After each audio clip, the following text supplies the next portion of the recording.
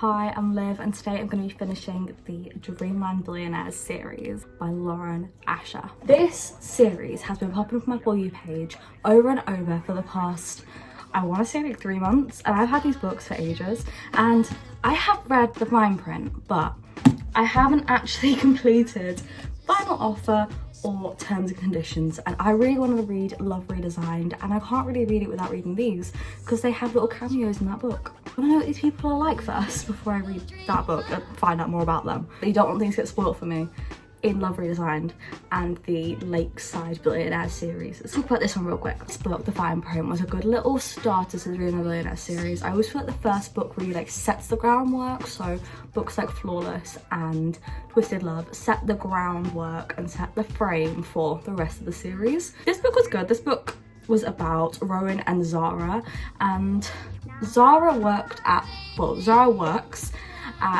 Dreamland and Rowan basically is high up in Dreamland, basically owns it. His granddad left a will for him and his 2 brothers. In this will, it says exactly what they need to do to be able to obtain part of the grandfather's company. Otherwise, it goes to their dad, who isn't a great person. In this book, Rowan's task is to find out what is wrong with the company and fix it. There's a time limit and, well, basically a short window to do this. If the panel, which his granddad has created, agree with the fix and they think it is a good fix, then Rowan will be able to own that part of the company that his grandfather has put in his will for him. Zara's character is so fun and she's cheeky, she likes to push his buttons, but there's always like a vibe between them. I think I gave this book, I'm pretty sure, a 4, or I liked how dark his past was, because usually these grumpy billionaires, it's like little stuff. But for this, it was like Rowan's family has always had money, and so the way people have treated him has never been good, and it's always ended badly. People have always got with him because of ulterior motives, never really because they want to be his friend or want a relationship. It's always been to try and get something out of him. He's so closed off, he's so unwilling to have a relationship with somebody, and yeah, all that stuff. Zara's character is just so sweet, so heartwarming, and I just love everything about her, and I liked her sister as well. I thought she was ace. People say this book is their least favourite in the series. Terms and Conditions. Terms and Conditions is quite a lot bigger than the fine print. Also, I just want to talk about these covers. The covers are gorgeous. Like, look at that. Beautiful. Beautiful. Beautiful. That's why I got the physical copies. I only get a physical copy, by the way, if I feel like the covers are beautiful, or if the physical copy is cheaper than the Kindle copy. Just to save room on my shelves. Terms and Conditions. I have started Terms and Conditions. I am this far through, I'm nearly halfway. And in this book, we have Declan and Iris. Declan, his character is described as a dark-haired, dark-eyed sort of guy, and he's very much broody and not hateful, but he tries to appear like soulless, and he feels like he's unlovable. And Iris is this beautiful girl. She's his assistant. She's got ringlet curls. I'm pretty sure that she is a darker skin tone, and I've seen the fan art and she is gorgeous. Character, I just want to say, is so feisty but so sweet, and I love that. Her family values with her mum and everything, I love that, but I'm getting into that in a minute. This book has a couple tropes. Tropes in this one are age gap, fake relationship, and workplace romance. Iris works for Declan, and Declan is the eldest brother, and Declan's thing in the will that he had to do was he needs to marry somebody and have children with them, have a child with them of some sort. So Iris has been looking for a wife for Declan, and she was looking for one in the fine print for him, which Rowan was making fun of him for, and so was Callahan. In this one, the wife thing doesn't end up going to plan, and Iris has to step in and be the wife. She has to sign her life away so that her boss's future is secure, and she's gonna do it because she respects him so much, and she thinks that she is that close with him friends wise, and she's known him for so long, and she doesn't want him to throw away his future because he can't find someone to be his wife. So she decides to do that. Everything's going so quickly. I'm at page 245, which is so far into this book. I'm so happy about this. I read it in one day as well, that much, like literally in like 2 hours or something. It is such a quick read. I'm enjoying it so far. So far, we're quite far into this whole marriage. We've had the marriage and the dad is quite interfering, as he was in the first book. He's more present in this book, I feel like, and he's very interfering. He's very much like trying to see if he can sway Iris with money, and that's just not working because that's not the way Iris works. He respects Declan too much to go behind his back at all and try and conspire with his father. And Declan's got a very broken past. He thinks he's unlovable, and there are secrets that happened behind closed doors with him and his father, which haven't come to the surface, but there is evidence of it, and Declan has evidence of it, but he's never shown anyone it. Never, you know, outright outed his father publicly, because he doesn't like to do things that way. He likes to earn things the quote correct way without dragging his father down with evidence that he's a horrible person. In this book, we have had so far, obviously everything I've just said, but we've also had more of Cal, and I'm very happy about that because it definitely sets up the next book perfectly. In this book, you've seen the strain between Declan and Rowan, which obviously Rowan is in the first book about his choices at the end of this book. There's a strain between Declan and Rowan because of that, and Declan and Zara. And Iris is just such a sweet person. She's a plant lover and she's just so sweet. She is best friends with Cal and they have this funny relationship. It's just a really cool friendship and I just love it. It's just so adorable. You can see how Declan has these feelings for Iris and she has feelings for him, but they're trying to make sure that this relationship is strictly professional because they don't want it to get too friendly. I just can't. Like, I want them to just break and just get with each other. I don't see that happening right now because I'm literally halfway through the book and that's just not gonna happen because there's still like 250 or 260 pages left. There'd be no book left basically if they got together now. I'm very much enjoying it. Right now I've got to a point where they're both kind of on the same page. There were arguments and hot-headed tensions. Like, there was a lot of butting heads with each other at the start. I have also annotated. I know that's insane. I've never annotated a physical book. This book. I've got temporary tats on again, by the way. I ain't got tattoos yet. I would, of course, say if I had, but I haven't. But this one looks really cute, I can't lie. I have been reading this book this morning and I read it last night before I went to bed. And I love this book. Where I left off was they'd just gone on their first like fake date for publicity. The rumours are going out about them, about whether or not she's a gold digger, etc, etc. And they wanted to basically show, no, we're in love guys, like, you know, by the marriage to try and prove that, you know, it's not for an inheritance because they don't want any problems or anything with this whole like him getting his inheritance and stuff, so they want to show that it's like a real marriage. Declan's feelings are just intensifying. I've realised another trope in this book is most definitely that he falls first, and he definitely has fell for her and he has fell harder for her than she has fallen for him. But she knows she likes him and she's like, oh, I shouldn't really be doing this because like we're in an arranged marriage and everything and I don't want to make it complicated. But he is like, no, I'm devoted to her and it's just everything. Our first like scene, and as much as I said, oh, they're not as spicy as Twisted, they are spicy. This scene in here was spicy. I was reading it like, it was spicy, honestly. I loved it. I loved it. He's very adamant that he's going to win her over. He's adamant he's going to show her that he really likes her, and he wants to prove to her that he can be the man of her dreams and for this relationship to be a real relationship. So many annotations. Well, I say so many. Compared to like my Kindle, I've not really, but it's my first time physically annotating a book and I've just done so many little hearts and stuff. I mean, my favourite chapter is definitely chapter 31 right now, which is a certain date they go on and it's a date to the picture in the cover. I'm really liking it. I don't think it's going to be a 5-star, but that's not a bad thing. As of right now, it's probably going to be like a 4.5, maybe a 4.75 if I'm really liking it. There's always a chance it's going to be a 5-star, but we never know. This book has got 477 pages and I'm at page 334. It's under 150 pages left, so I'm definitely going to finish it today because I'm hooked and I really want to get on to final offer.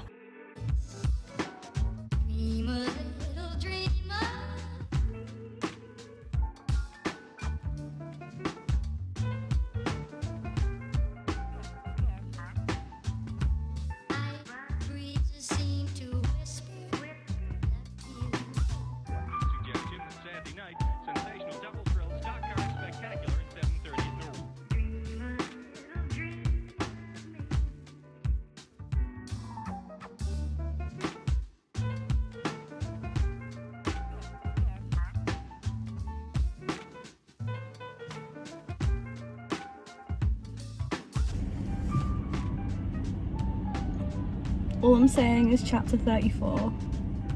Chapter 34. You might wonder what I'm doing in the car. Sam is going to get the rest of my birthday present.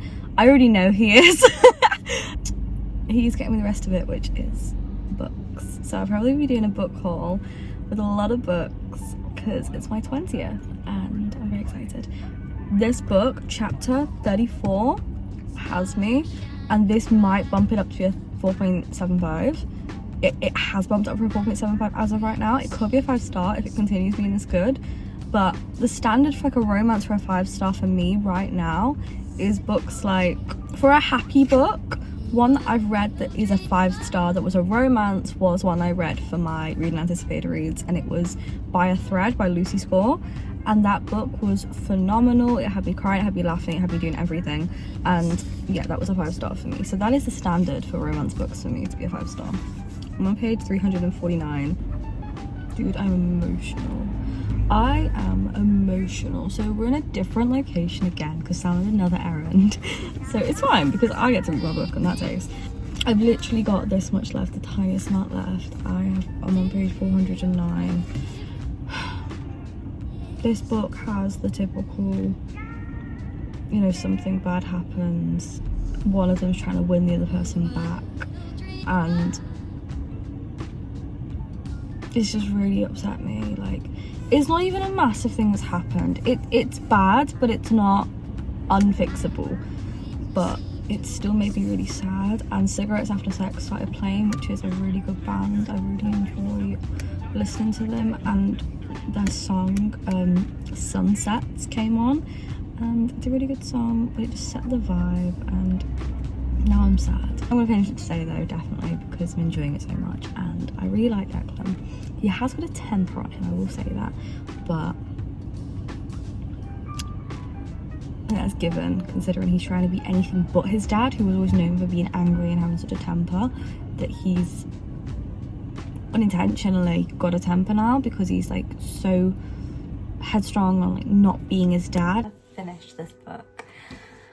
I've been thinking, I've been sat annotating it a bit, just going back through it a little bit and coming up with my decision, and I definitely think that this book is a 4.75. I really thoroughly enjoyed this book, and I don't know what else to say about it. Where I'd left off, there was the conflict, and the way it was resolved I really enjoyed, and I thought it was really sweet. The epilogue was sweet as well, and yeah, I thoroughly enjoyed it. This book, we saw more of the brothers' interaction with Declan, and we also saw many tropes, and I like this book a lot. I really did. So Declan's character is this kind of sheep in wolf's clothing, in my opinion, and he's really sweet and everything, but he's always been told throughout his life by his dad that he's a unlovable person and no one will ever want to be with him, and no one wants to be around him, and he's always had people leave his life. And when Iris falls for him, he doesn't quite believe it, and she doesn't believe when he falls for her, and it's really sweet, and you see them fall for each other and everything. And there's so many times where Declan will say in different languages things to her and she doesn't understand them, and I just find it so cute. There's a specific section where he was saying a certain phrase to her and she had no idea, and it was just in different languages. I think he used like 3. Tropes in this book were fake dating, arranged marriage, age gap, grumpy guy, sunshine girl, for definite. And I think that's everything. We also had him being, what's the word? Concerned about her medical stuff. So there's a section with her inhaler, which is so sweet. And also his care for her being dyslexic. And we find out lots of bits and pieces. You know when you have a character and then you get like their truth comes out about what they used to do when they were younger. So there's a section and he basically explains like, why do you think this happened in the office, and why do you think I changed this about the office rules? And she was like, wait, what? It's to do with me? And he was like, always to do with you, Iris, it always has been. And I was just like, oh my god, this is everything. So sweet, so lovely, So definitely a 4.75. Let's actually have a look at the next book. So this is the next book. This is Final Offer. And this one is about Alana and Callahan. Callahan is the brother that everyone gossips about. He's the one who had to go to therapy, and he's the wild card, and the other two brothers are dark haired, and he's the dirty blonde of them all. He's a childhood best friend, well, had with Alana or Elena, and he promised her that he would never come back to the lakes because he broke her heart 6 years ago there. But his inheritance says he can only take his inheritance if he goes to spend a summer at the family lake house and sell it. So they're selling the family lake house, which I'm guessing is this in the picture. The inheritance, it says that he has to go and spend the summer there at the lake house. And then Alana is at the lake house still, I'm guessing, because she has her name on the deed still. 577 pages, that's 100 more pages than the last book. Got high-ish hopes for this. So what I know as of right now, the tropes for this book are childhood friends to lovers and second chance romance, but also like enemies to lovers. Update. I have started Final Offer. Picked a new bookmark for it as well because I want to use all my cat bookmarks. Picked the ginger tabby cat, which looks like this. Such an angry cat, I love it. I am 3 chapters in, page 21. I'm enjoying it. This book, it was thrown straight in, so I was wrong with thinking this was like childhood friends to lovers. It sounds as though they were friends, and then the lines got blurred and they became lovers when they were in their 20s, and then it all messed up. He effed it all up, basically. I'm not too sure if I think they were friends when they were kids, but I'm not sure. It's not clear just yet, but I think they were, so I might be right on like the whole like childhood friends situation. Not sure. Definitely is a second chance romance, and I was right with thinking that the grandfather was meddling. Callahan still has feelings for Alana, but he doesn't quite know what those feelings are. There's still like an electric spark between them. There's like magnetism, and Alana feels that spark as well. Like when they brush hands, they have like a little like, oh, when they like touch each other, and if they are too close to each other, it's just a little, oh, he's near me kind of thing. So there's that. There was a little shock in the start, and I was like, please don't, please, I don't want that to be a trope in this book, and luckily it's not. So I'm very thankful about that. I was panicking that there was a certain trope coming up and it didn't, and I'm just very, very thankful basically. All in all, it is safe to say that Brady Kane, I think that's what the grandfather's name is definitely meddling from beyond the grave. He is wanting Callahan to spend a summer with Alana in hopes that she will fall back in love with him and everything will be resolved and they'll be back together. Because he clearly feels bad for the way things were ended between them, because they didn't end things in the best terms before the grandfather died. And the grandfather's letter states that and says how he probably should have been there more for Callahan when he was going through his rehab and addictions and everything. It is the next day and I am on to... what am I on about? I'm just updating this book. So I have managed to get quite a lot further than I intended. So last night I said I was going to get to page 50 and I'm at page 80. I do want to say about this one, I do want to say one thing about this book is that I love how fast-paced this is. So that might be a bit confusing because it is just a romance, but I feel like I'm speeding through these books so quickly. Like the fact that I was out yesterday helping Sam get to errands, and I read like what, nearly 100 pages, like just sat in my car every like 20 minutes just to let him go in the shop for like 15 minutes. So far, I do like this book a lot. This book I feel like is going to be centered more around just Cal and Alana, because there has been something which has come up where basically the brothers aren't allowed to help him, and that's why I'm thinking they're not going to really be involved in this book, which I'm okay with because we have Sin, loads of Declan, and quite a bit of Rowan, and we have seen parts of Cal, but I feel like there is so much more of him to see because these two characters, Alana and Cal, have a really complicated past. And we did see a flashback scene, there are a few flashbacks, of what happened the day that Cal left and the day that their relationship crumbled. and it was a bit like, wait, what is going on? And at the same time, it was also like, okay, I can understand why she's upset, because it was like, okay, yeah, this is the reason. I like the fact that we've just gone thrown into the story, I'm not gonna lie. We've literally been thrown into the story. There's no like messing about. The first scene was them two interacting, which I didn't expect. Caught me a bit off guard, I'll be honest, but I liked it. It's clear that these characters also have other things happening. So you've got Alana caring for a child, and the truth about that came out. There's a lot of background stuff that happened between these two characters. Things about Cal's addiction, and that's bleeding into today, because it's the now, because he's clearly not dealing well with seeing Alana for the first time in 6 years. And there's also a lot of information about, well, not information, but there's a lot of pieces of information where we found out more about what Cal's career was initially and what he had a passion for. And yeah, I thought we were going to get a lot more flashback scenes, and I don't mind that. I'm not a big fan of flashback scenes, but I don't mind it. Sycamore tree, dream a little dreamer.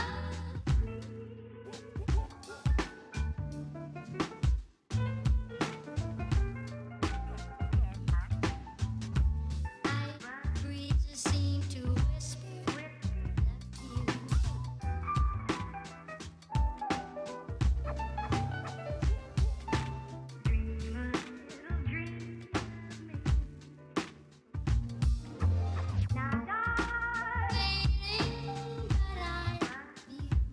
Page 130, and I am about 80% sure that we've just met Julian, who is in the next book. I am so glad I never read Love Redesign, because I've just met Julian. I'm pretty sure that's Julian from the next book. Breezes seem to whisper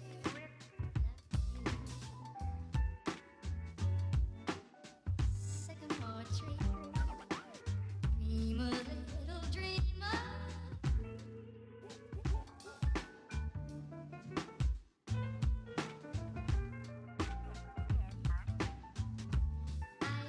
Breezes seem to whisper Update time, defo time update. I don't know when I updated last, I'll be completely honest, but it's the next day and I've been reading for a bit. I didn't finish it last night, which I intended to. In fact, I was reading this, put it down for 2 minutes at 1 o'clock in the morning and woke up at 4 a.m, still dressed, lights on, and my book was open like this, and I was just like, well, that worked out, didn't it? So I went to bed and I've read some more today. I'm at page 418 right now, so I still have quite a little bit over 100 pages, about 150 pages, but that's it so far. I've got 150 pages left-ish.